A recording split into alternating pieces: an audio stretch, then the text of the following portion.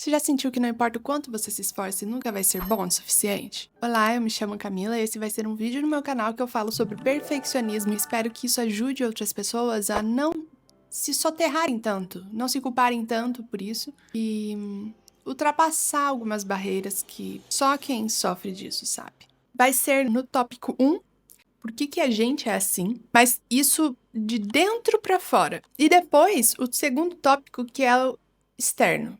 É o de fora pra dentro. Por que a gente se tornou talvez assim?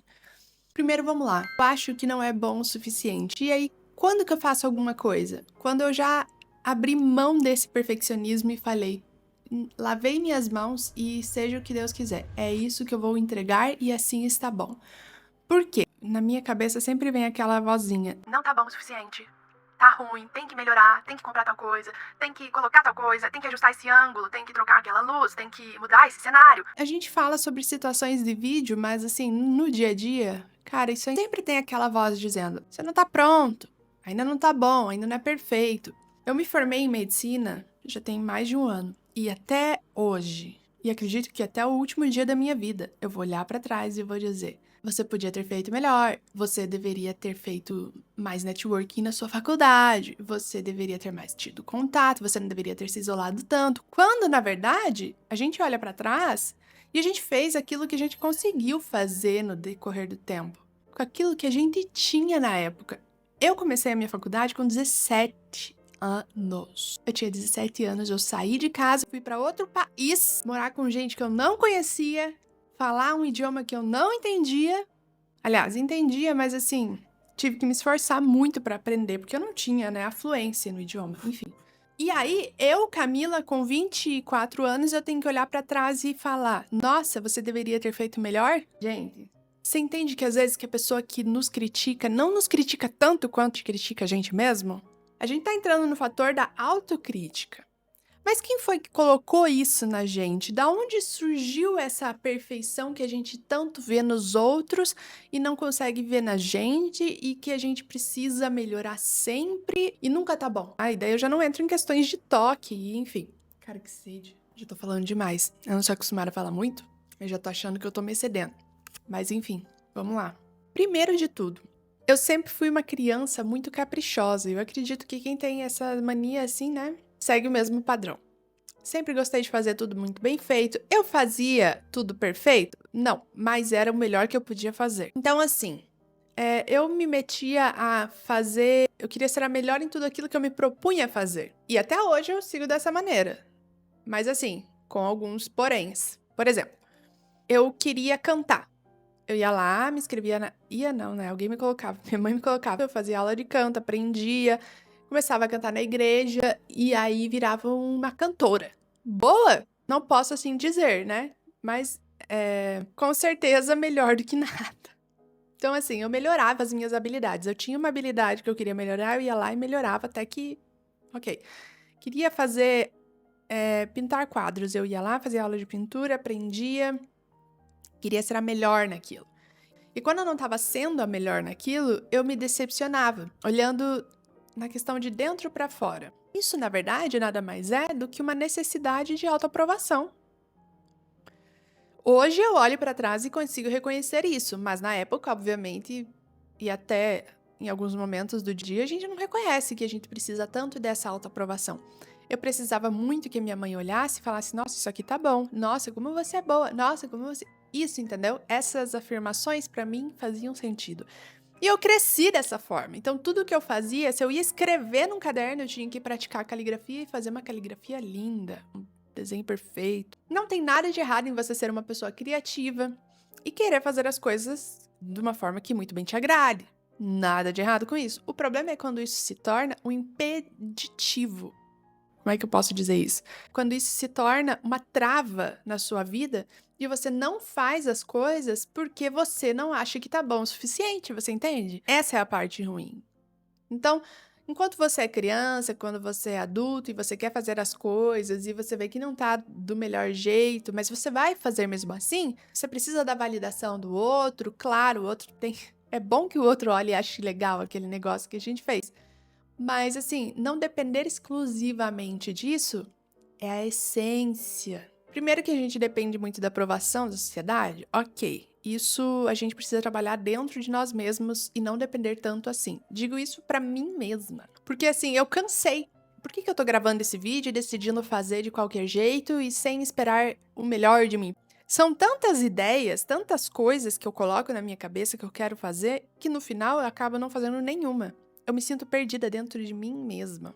E o impeditivo é que eu quero fazer todas essas funções que existem na face da Terra possíveis darem certo de uma maneira perfeita sem que eu falhe em nenhuma. E aí, pra eu não falhar, eu já nem começo. Você entende? Essa é a linha de raciocínio. Então, por que eu não gravo um vídeo falando das coisas que eu faço no meu dia a dia? Por que eu não gravo a minha rotina de estudante, porque eu tô estudando pra prova? Por quê? Não, porque daí a Camila, que é aquela autocrítica, Não, você tem que fazer, mas você tem que fazer assim, assim, assado. Mas aí, se você fizer assim, assado, você não vai ter tempo de fazer. Então você tem que deixar de fazer porque... e vira um bololô. Tem essa questão. É o fator 1, o fator interno. E isso a gente precisa trabalhar em terapia, em psicanálise, em coisas a gente precisa trabalhar esse fator. Eu não gosto da minha voz. E eu acho que isso é comum entre todos os seres humanos que escutam a sua própria voz no áudio do WhatsApp, correto? Como é que eu vou querer falar para pessoas, para mais pessoas, se eu tenho tanto vício de linguagem e tenho uma comunicação tão péssima? Eu olhei para mim mesma e falei dessa maneira. Eu falei, não, esse é o auge. Vou deixar de fazer vídeo, criar conteúdo e fazer essas coisas porque eu tenho medo do que as pessoas vão dizer, do que acham de como eu falo, sabe? Cara, eu preciso fazer fono, eu preciso melhorar minha dicção, eu preciso tirar essa voz anasalada, preciso melhorar muita coisa que talvez ninguém perceba, mas eu percebo em mim mesma. Mas eu não posso deixar de começar a fazer essas coisas por puro... eu preciso esperar o momento perfeito pra tudo isso acontecer. Talvez eu chegue com 80 anos de idade, olhando pra trás e falar, nossa, agora sim é o momento perfeito. Mas aí eu deixei de viver tanta coisa no meu resto de vida, porque eu fiquei esperando, o momento perfeito. Número 2, qual é o fator externo que altera tanto essa questão do perfeccionismo? Determinantes sociais. E assim, na medicina a gente tem alguns determinantes sociais que a gente coloca como fatores, como se a pessoa fosse uma cebola, sabe? Vamos supor que você é a bolinha, o miolinho da cebola. A cebola vai ter várias camadas, e essas camadas são os determinantes sociais da saúde. Qual que é o primeiro fator da pessoa que altera ali a questão da saúde dela? Isso eu incluo com essa questão do perfeccionismo, tá?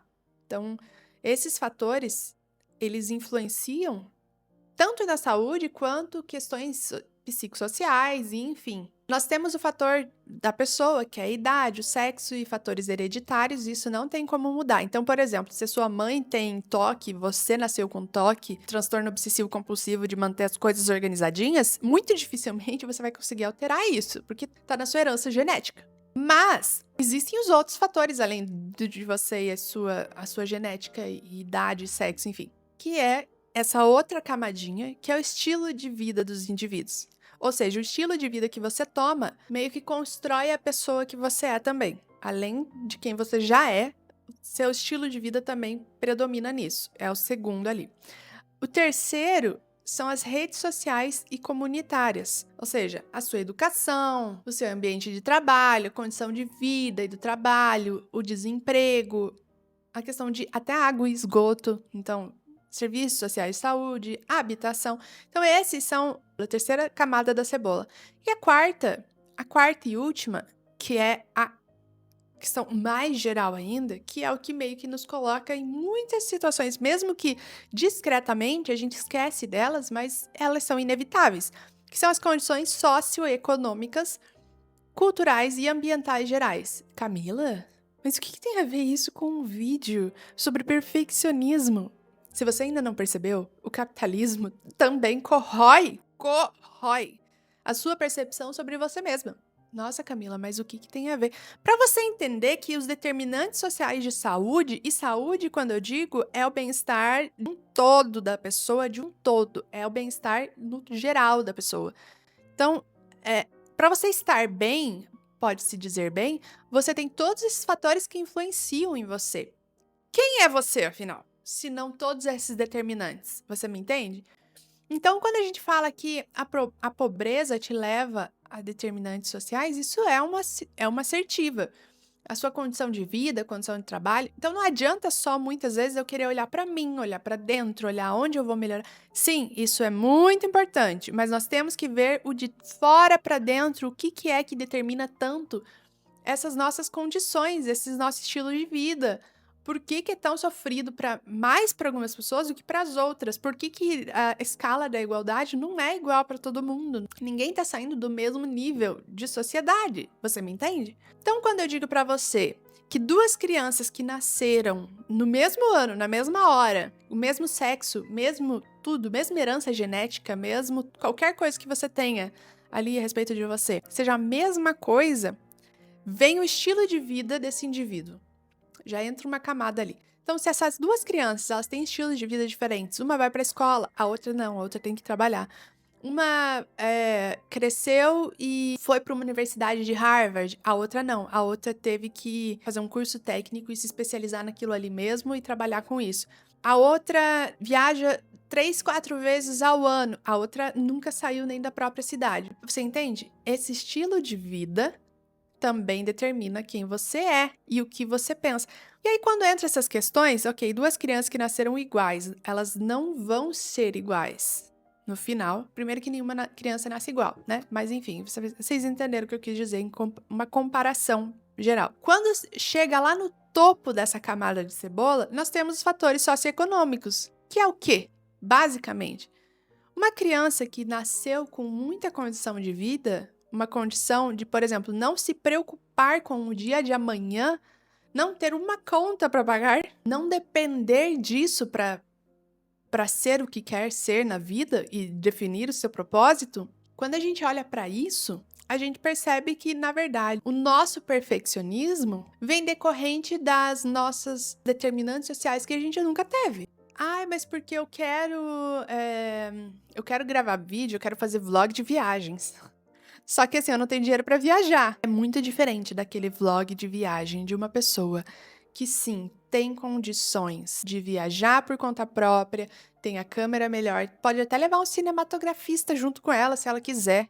Ela não precisa nem se preocupar com isso, porque ela tem. Você me entende? Tirando do campo de rede social, YouTube, enfim, essas coisas. Vamos para a questão, sei lá, sonho de todo menino, até onde eu sei, é ser ou jogador de futebol ou piloto de Fórmula 1. E eu não sei, se tiver outro sonho de algum menino, pode escrever aí, porque eu não lembro. Mas enfim, esses são os sonhos de meninos e que quando a pessoa cresce, ela tem que mudar. E muda por que mudar porque ela não gosta mais daquilo, porque não é mais o sonho dela? Não. Ela tem que mudar porque os boletos vão chegar e aquele sonho não vai sustentar a vida que ela precisa ter, que é comer e dormir debaixo de um teto. Você tá entendendo? Que você nasceu em um mundo onde, se você não tem dinheiro para comprar uma casa e comprar comida, você não come e você não tem onde dormir. Se você não tem dinheiro para essas coisas básicas, não vive, você não pode fazer nada. Quando foi que isso deixou de ser sonho? A partir do momento que ser um jogador de futebol precisa de investimento, de tempo, que é um bem também, por mais que seja invisível, você ter tempo é sinônimo de ter dinheiro. E ser um piloto de Fórmula 1, gente, não sei em que mundo a gente vive, em que você vive, porque assim, eu não sabia que para ser piloto de Fórmula 1 precisava ser tão rico.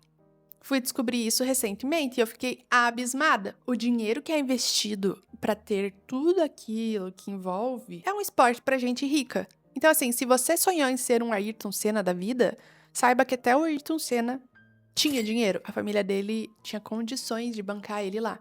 Sonho das meninas, por exemplo. Eu quero ser atriz. O que tem de modelo e atriz que é Nepo Baby? Só é o que é porque nasceu numa família que já tá no meio? Não tá escrito. Então, assim, o sonho de alguns são até pesadelo para outras pessoas. Vamos citar, por exemplo, a Fernanda Torres.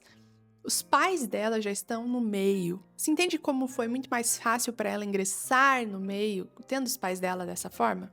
Não tô tirando mérito que ela não seja uma boa atriz. Gente, pelo amor de Deus, ela ganhou um Oscar. É a melhor atriz do Brasil, disparado. tirando a mãe dela primeiro e depois ela. Mas enfim, ela numa entrevista lá em 98, ela afirmou que assim, ela não tinha bulhufas, ela sonhava em ser médica, ela não queria se meter no meio do cinema, das coisas que ela via a mãe dela e o pai dela passando. Mas ela estava imersa ali no meio, ou seja, foi um determinante social na vida dela estar no meio, imersa ali no meio dos teatros e de repente, quando ela viu, ela já estava ali, fazendo, atuando e fazendo isso muito bem. Portanto, alguns sonhos nossos, eles vão ser limitados por questões dos nossos determinantes sociais. Veja bem, você não pode deixar de fazer as coisas que você ama. Por exemplo, meu sonho sempre foi ser artista plástica e eu amo fazer esculturas. Não espera o reconhecimento do outro para ir lá fazer. Não espera estar perfeito para ir fazer. Não espera o seu talento estar totalmente lapidado para conseguir ir lá e fazer. Fazer aula de pintura, vai lá e faz. Quer fazer vídeo, faz. Quer ser ator, faz teatro. Você não precisa ser um ator famoso, vai lá e faz um teatro uma vez na semana, pratica.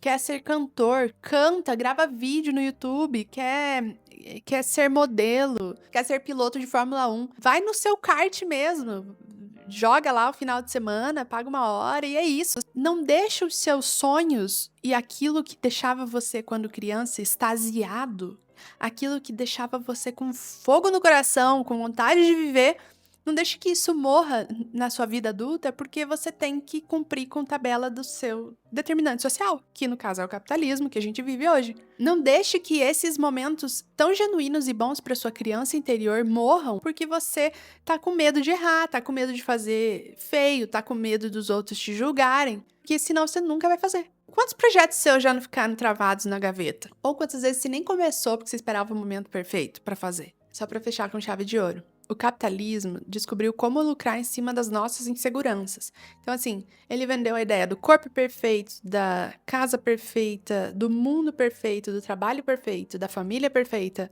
E aí você vai lá e fica correndo atrás disso o tempo todo, sendo que isso é uma coisa inalcançável. Quando você perde seu tempo correndo atrás disso, ele ganha tempo, que tempo para eles é dinheiro.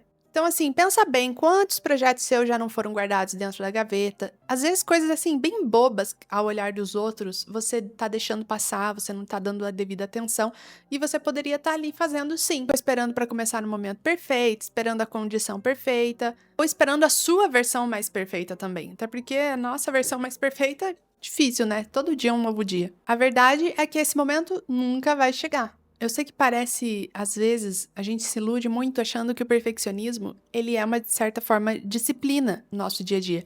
Mas ele acaba também se tornando uma prisão. Então não deixe que isso aprisione você. No fundo, não era falta de talento. Era só o perfeccionismo me travando e te travando. Beijo, nos vemos no próximo vídeo no canal. Tchau, tchau!